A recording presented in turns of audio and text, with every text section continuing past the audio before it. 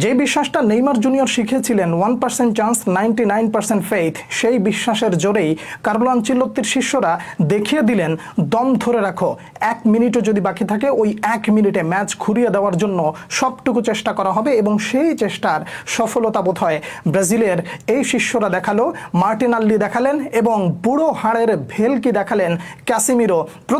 প্রত্যেকের দায়িত্বটা ঠিকঠাক মতন পালন করার পরেও একেবারে স্ট্র্যাটেজিক্যালি তারা মাঠে নেমেছিল ব্রাজিলের বলে, মানে ব্রাজিলকে বল ছেড়ে দাও, তাদেরকে খেলতে দাও, আমরা ডিফেন্ড করব।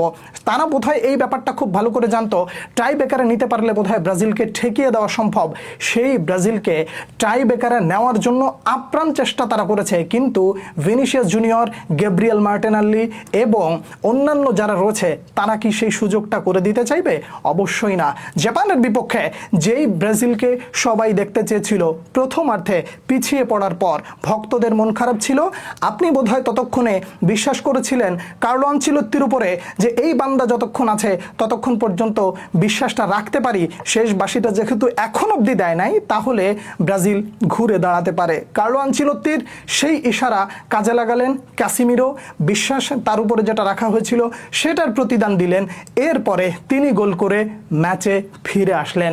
দেখুন, প্রতিপক্ষকে এই জায়গায় একটা ক্রেডিট দিতে হবে, তারা ওয়েল অর্গানাইজড ফুটবল খেলেছে। জাপানের দৃষ্টিনন্দন ডিসিপ্লিন, আপনি এটা অস্বীকার করতে পারবেন না। ব্রাজিলের চেয়ে জাপান ডিসিপ্লিন অনেক ভালো ছিল, এটা আপনার স্বীকার করতে হবে।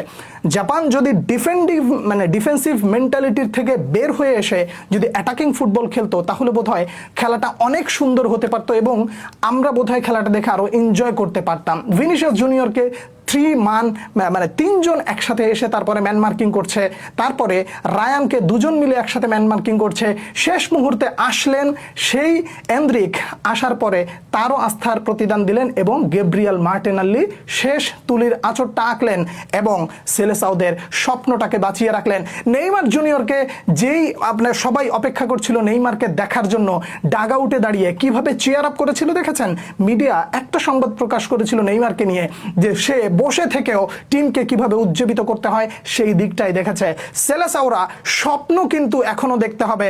ভক্তরা স্বপ্ন দেখাটা কিন্তু একেবারে ছেড়ে দিলে চলবে না। স্টেপ বাই স্টেপ কোথায় যে ঠেকবো, কোথায় যে আটকে যাব, এই স্বপ্নটা আপাতত না দেখে শুধু চিন্তা করতে হবে আমাদের পরবর্তী প্রতিপক্ষকে। এইটা চিন্তা করে আপনি সামনের দিকে আগান এবং স্বপ্ন দেখতে থাকুন। শেষ মিনিট পর্যন্ত নিজের দলের উপরে আস্থা রাখুন। যেই আস্থার নামটা অবশেষে নিলেন গ্যাব্রিয়েল মার্টিনাল্লি, তিনি জানালেন অবশ্যই যে বিশ্বাসটা রাখা হয়েছে সেই বিশ্বাসটা নিশ্চয়ই আমরা ভঙ্গ হতে দেব না। জাপানের যে খেলোয়াড়রা রয়েছেন কিংবা কোচরা বোধহয় পড়াশোনা করে এসেছিলেন রায়ানকে, পড়াশোনা করে এসেছিলেন ম্যাথুস কুনহাকে, পড়াশোনা করে এসেছিলেন ভিনিসিয়াস জুনিয়রকে, সবাইকে মার্ক করতে পারলো, কিন্তু দিন শেষে কাজের কাজটা সেই মার্টিনাল্লি করে দিলেন। কার্লো আনচেলত্তির হাতে এই ধরনের কিছু গোপন সূত্র থাকে, যেই সূত্র দিয়ে তিনি জট খুলে ফেলেন এবং অন্যান্য সময় দেখেছি যখন তিনি রিয়াল মাদ্রিদে ছিলেন হোসেলুকে দিয়ে জট খুলে ফেলেছিলেন এবং এই জায়গায় যে জাপানিজ জট বেঁধেছিল সেই জটকে কার্লো আনচেলত্তি খুলে দিলেন। সেলেসাও ভক্ত হিসেবে আপনি অনেক খুশি হবেন, ডেফিনেটলি খুশি হওয়ার কথা। সেলেসাও ভক্ত হিসেবে আপনি অনেকটা আশাবাদী হবেন, আশা হওয়ার কথা।